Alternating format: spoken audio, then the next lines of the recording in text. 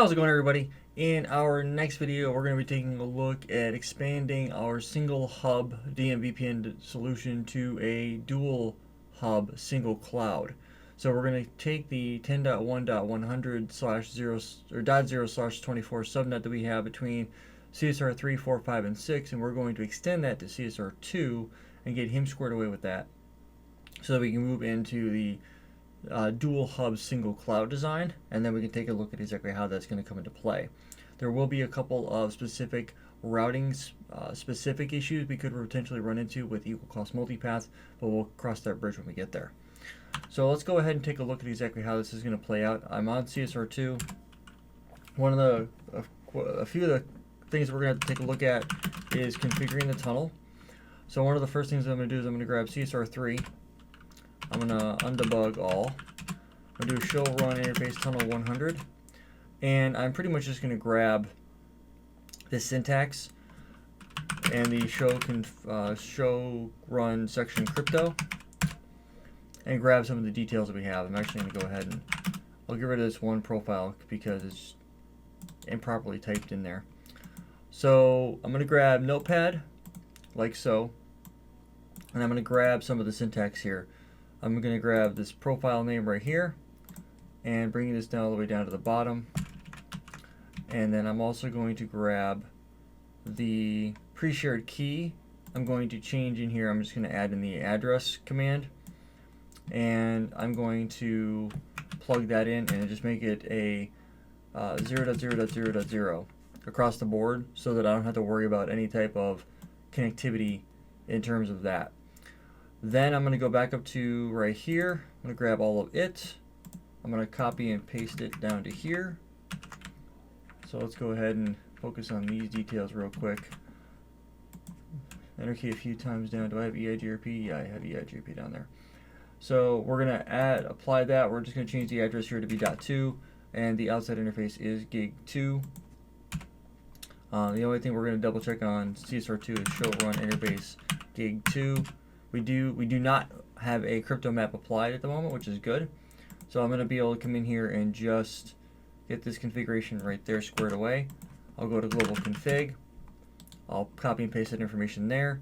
The tunnel should come up, and then we have to type in router EIGRP VPN, address family IP4 autonomous system 100, network of 10.1.100.0.0.0.255. That will get us 4 specific EIGRP adjacencies here momentarily. At least it should. Let's see.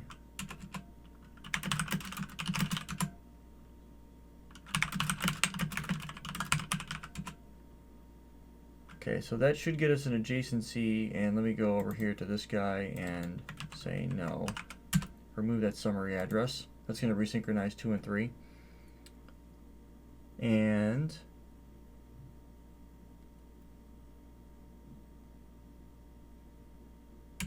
one of the things that we're going to be doing next, so we're going to have to do a little bit of troubleshooting to see why this guy's not coming online. So let's take a look at this in more detail. Take a look at tunnel 100, and the configuration is squared away. So it's actually, okay, so it just clicked with me what the problem is. Do you know what the problem is? I'm personally being a little quiet here for just a moment. So what has to be configured on the spokes in order for the hubs to receive the communication? Well, let's take a look at CSR4, and let's do a undebug all. And let's look at a show run interface tunnel 100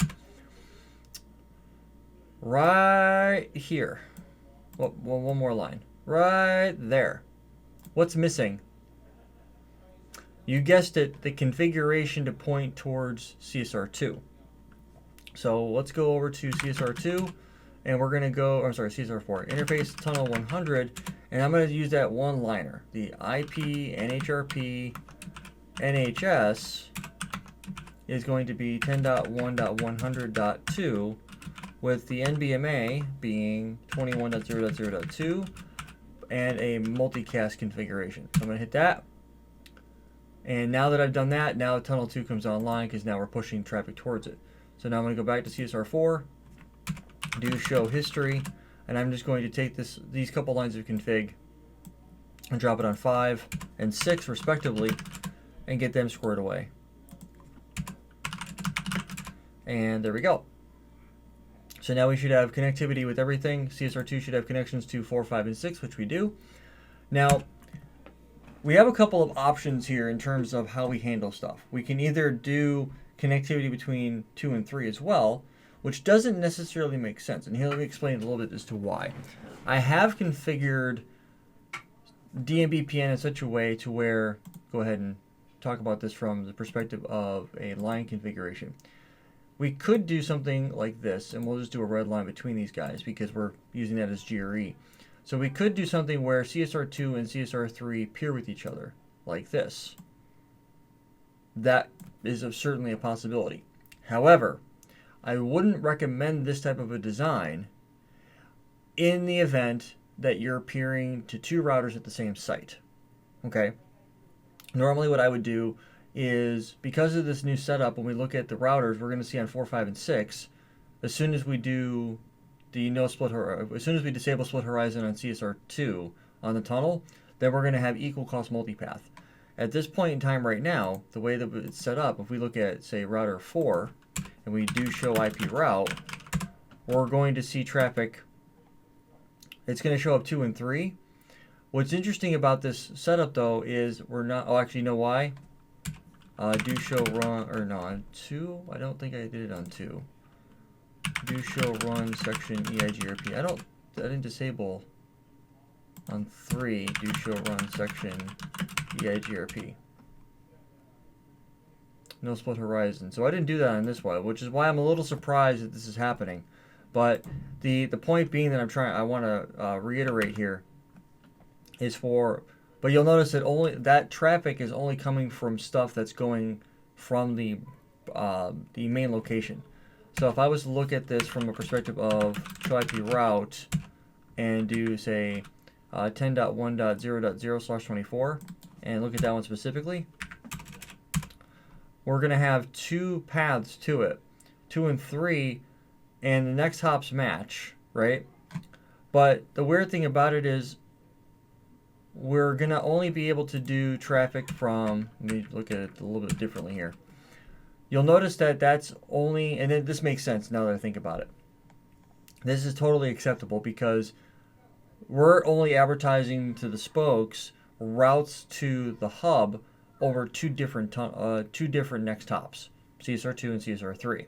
Now, is this a bad thing? No, it's normal operation. So if I was to go to, say, CSR8 and do a show IP route VRF S4, you would see they wouldn't see any updates. But if I was to do a trace route to let's say, do a trace route to VRF S4 to destination of 7, sourcing from loopback, let's actually just do loopback 17240 and do it numerically, you're going to see it's going to fly over towards router 3. If I do it again, it's going to polarize, right? Which eventually it should start to go back and forth. Where we have to look at this from a forwarding engine is on CSR4. We actually have to look at the show IPsec for 10.1.0.0 internally. And we're going to see that it should oscillate back and forth. It should go 2 to 3 to 2 to 3, so on and so forth. We can see that from the forwarding engine on CSR8, it's clearly not doing that. So, not that big of a deal, but you technically don't want to have that capability in play anyway. But why don't you want to load balance? Well, you can't guarantee out of the gate without doing per tunnel QoS and doing a group match on both sides to make sure that you're mapping to the right connections, because you could have you may not be sharing the same internet circuit. One might be gig, one might be 100 meg, and you want to keep things in like that in perspective. We're symmetrical here, but you might not be in all deployments. So you want to take into consideration the type of application and how it's going to respond over an equal cost multipath type of setup. When we look at this perspective from router 4, we should be sending the traffic equally over both links, right? It should be going over both next top IPs, everything matches up. But when we look at the forwarding table, it should go 2 to 3, 2 to 3, and so on and so forth. But here's the thing, when we do a trace route, if you do it separately, for example, we'd have to look at CSR4, we'd have to change the load balancing mechanism. So for example, just to prove my point here, if we come up here and type in IPsec load balancing or load sharing, and we look at the algorithm of include ports, and we say source and destination, and hit that. Now what it should do is the load balancing algorithm should change, so it should load balance it more because now we're looking at the ports. Now we go back to 8 and we hit the up arrow. Maybe it'll change, maybe it won't. It's going to be, okay, now we're load balancing. See how that came into play. We do that again, now it's going 3. So now it should load balance over 2 and 3. And so it's doing that. So the load balancing has been changed, but I had to go in there and change how CSR4 was looking at the source and destination ports and going, oh, well, this is a different flow. Because before it was the same flow over and over again. Or, sorry, it was different flows every time, but because the fact that the router wasn't being told what to do, it was looking at it going, well, I'm not really sure what you want to do. Can you do this? You can, but it's one thing to send a trace route and to make sure that the equal cost paths will be used. The bigger thing that I want you guys to take into consideration is traffic going from you to there and back has to be figured out completely in order for traffic to be forwarded the way that it needs to be, or to be forwarded optimally and effectively. Normally what I'm going to do is I'm going to go and for every prefix that I'm sending, I'm going to do something a little bit different on the backup tunnel. So CSR2 would be my backup right now, right? So what I would do is from a CSR4 perspective, I'm not going to do a show IP route and look at it from the perspective of, okay, what is the everything's coming across equal values because it's EIGRP with the same metric values. What I'm going to do, and I've done this a few times in production on very large deployments, where I choose one of the routers, typically a backup circuit with a slower internet circuit, to have a shorter match. I'm going to send summaries. So in order for me to associate that and do that, I'm actually going to go underneath the AF interface of tunnel 100, and I'm going to send 3 different summaries. I'm going to say summary address for, in this particular case, I'm going to do 1 for 10, 1 for 172, and 1 for 192, even though technically speaking on CSR7, show IP interface brief, we only have 10.1. So what I'm going to do is I'm going to take 10.1 and I'm going to say 10.1.0.0/16 and I'm going to hit the enter key.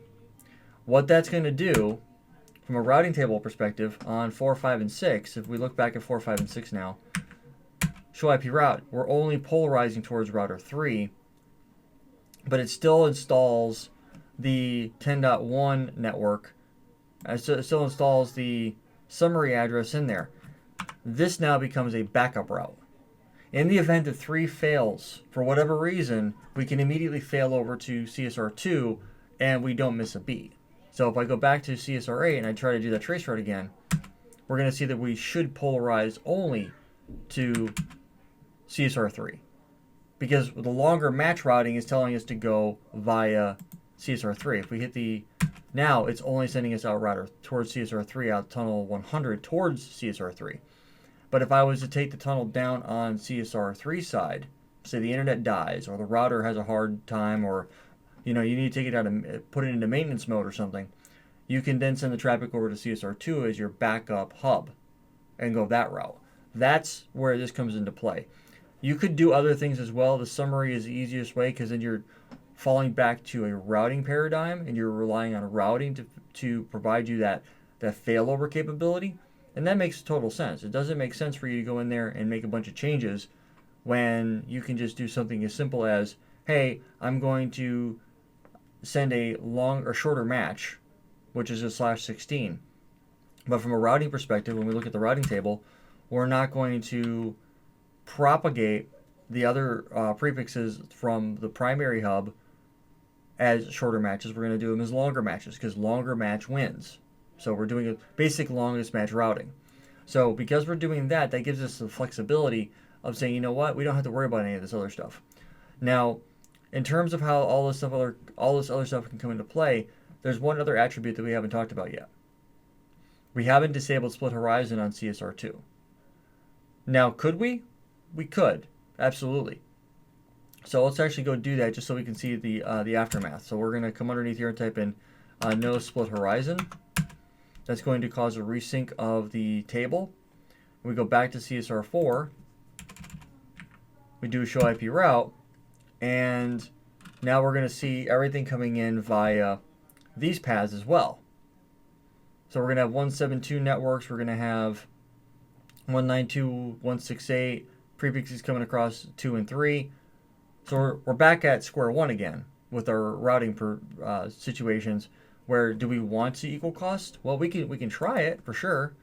Let's say we came in here and we want to do, let's do a show IP route VRF S4, and let's say we want to do a trace route VRF S4 to 172.26.0.8, sourcing from, let's do 17 loopback this guy, and then we do it numerically. Now we're going to go 2 to 6, and what should end up happening is now we go directly there. So it picked up on it. It does work, right? That comes into play. We look at back at CSR4 and we hit the up arrow. We're going to have next hop overrides coming into play, but notice how we still have. See, I don't know why this is bothersome to me, but I've ran into a lot of problems in the real world.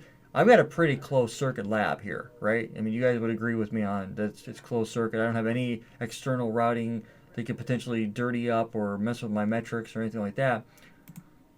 You might. So I like to instill as much control on my routing design as I can so that I don't run into problems like that. So I don't have, you know, a customer that happens to pass through a company's network at some point in time. As a matter of fact, I had a very similar design with a customer that I deployed a few years ago, where we deployed DMVPN across all their branches of their banks. The problem we ran into was we had multiple hubs. So this wasn't really a concern until there was a couple of wonky issues that popped up that we weren't aware of until this was deployed that decided to creep up and become a problem. So the simple solution for us was to take and we simply just created summary routes. So if we do show run section EIGRP, we just created summary routes for everything. We said summary address for 192.168.0.0/16. We just did something like this, and then that should encompass a lot of stuff. And we also did the same thing for summary address for 172.16.0.0/12. Something simple like that. That should cover everything 172.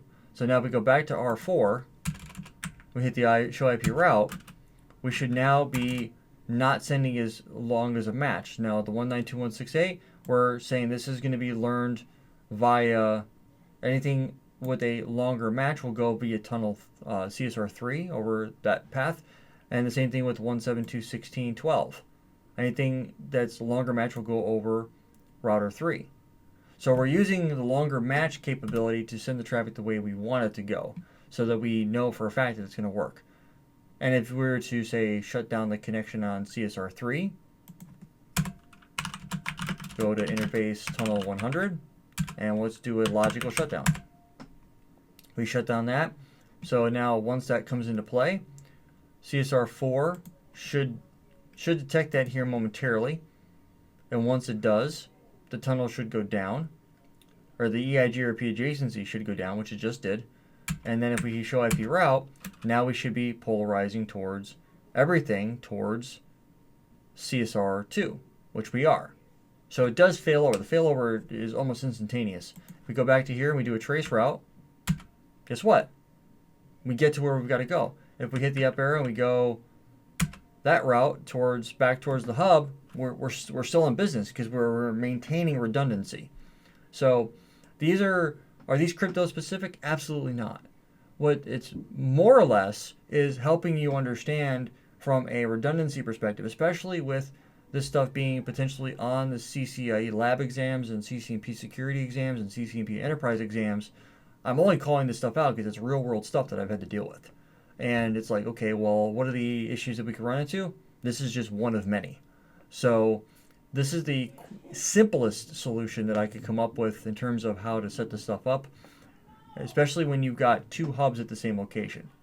Now, if you have a single hub at every location, where you're going out and maybe you have multiple hub locations. Maybe you've got a primary location, an HQ, and then maybe you've had to deal with things like where I've had a backup colo data center that's in the same general area, same metropolitan area, and then you have a third one that's out in, let's say you've got Amazon as a backup, or you've got some other location that's in another part of the country that you're doing offsite backups to, where you're just doing kind of a trickle setup to where you're just sending backups consistently over a dedicated WAN connection, whatever the case might be.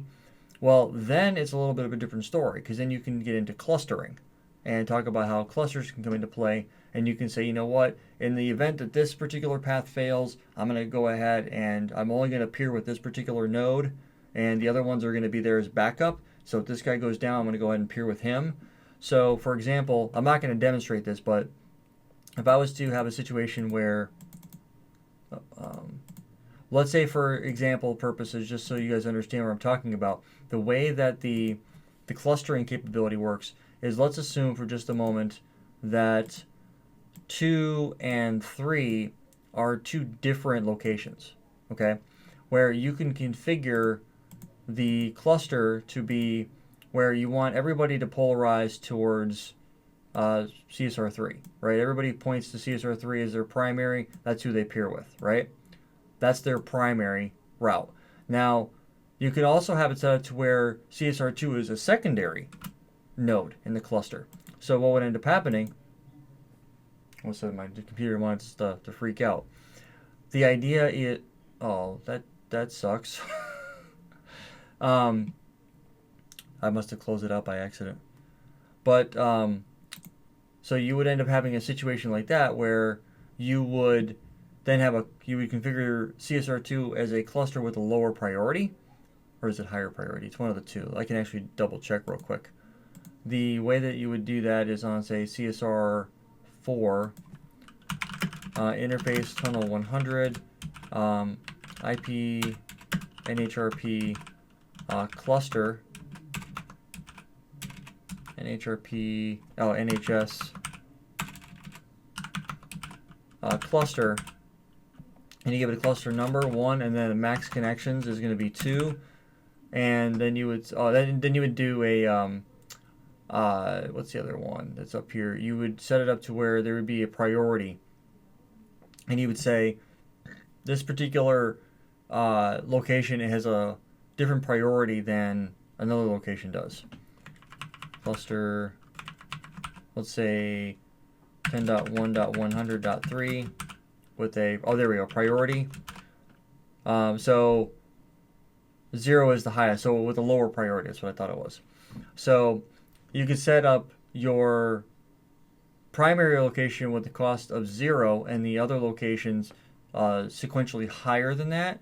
So in the event that your primary location goes down, you can fail over to a secondary location that might still have connectivity to all the other things that needs to have it.